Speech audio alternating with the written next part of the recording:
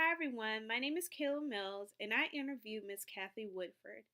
I chose her because I would like to be a journalist after I graduate from college. I decided to be a journalist because I've heard stories about Mr. John Chancellor. He's an award winning journalist. He hosted the Today Show and NBC Nightly News. I know that eventually I want to deliver the news on television or radio, but I realize that I must learn as much as possible of the makings of great journalism before I can become one. I know that journalism is an activity of collecting, writing, and editing news for newspapers, magazines, television, and radio. To get me started with this process, I interviewed Ms. Woodford. Ms. Kathy Woodford, who works for Vance Granville Community College, and she also is a journalist for my local newspaper, the Oxford Ledger. She explained to me that she started writing a newspaper on a part time basis and later became an editor. She currently writes articles as a freelance basis. I've known Ms. Woodford for 7 years as a neighbor and a family friend. Interviewing a journalist will give me an insight about what I'm already prepared to do as a journalist, as well as inform me of skills, especially communication skills, that I really need to improve on. After I figured out how she got a job, I asked her, what are the two most important communication skills that you need to become a journalist? The first one was writing. She says you have to be able to tell a compelling story and you have to get readers involved. This will not just help you get and keep a job, but it'll also get you to get and keep readers. The second skill was being able to read people. Body language and how they're looking tells a lot about how a person feels. Let them know that they're comfortable. And when they see that you're comfortable, you'll be able to write a really good story. Getting people to open up is what you need. Talk to them about things outside of the topic. This might help get them comfortable. The next thing I thought about was, let's say that a person knows that he or she wants to be a journalist and feels he has the skills to do the job. What are some difficulties? The first thing she said was, if you work at a small paper, you're going to have to do everything. You have to wear many hats. You have to be an editor, writer, and a photographer. Sometimes it can be overwhelming. Another thing that she felt that was very difficult for her was covering cases in a courtroom.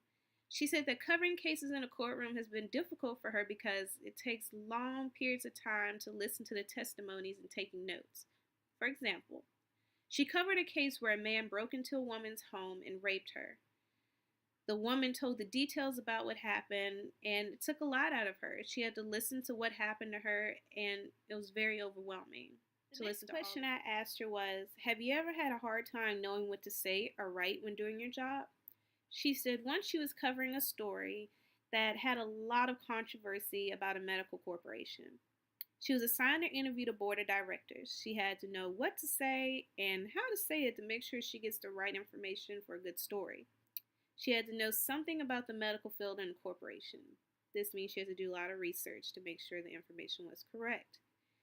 And in terms of writing, she said if you have good quotes, you should have a good story. Almost every job has some type of dangers or situations that might make you feel uncomfortable. The next question I decided to ask her was, have you ever been in a situation or know a journalist has been in a dangerous situation while on the job? She gave the first example that was one day she was doing a roundup in the morning. This meant that she had to go with officers to make an arrest. While they made the arrest, she was able to interview and take pictures. It was exciting, but also kind of scary and a little exciting. The second situation was one day she had to dig into a situation that was not just confusing, but hard to interview. There are situations that you wouldn't want to have to even think about. After taking in everything I've learned about being a journalist and all the dangers of being a journalist, I asked her one last question.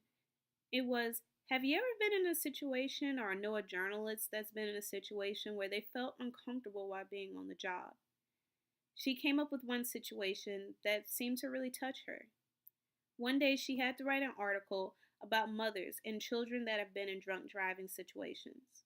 Hearing the pain in the mother's voices and in the children's voices really touched her. It made her feel uncomfortable, and also it was pretty hard to hear. But she learned a lot. She was able to go home to her children and really talk to them and educate them about drunk driving. After interviewing Ms. Woodford, I was able to see the true side of being a journalist. I realized that I might even want to start off as a writer for a paper before doing TV and radio. I learned some lessons. I learned that you're going to have to deal with hard times, uncomfortable times, fun times, and times you might feel overwhelmed. In the end, you will enjoy seeing your final product in the paper being read by all. Thank you for listening. My name is Kayla Mills.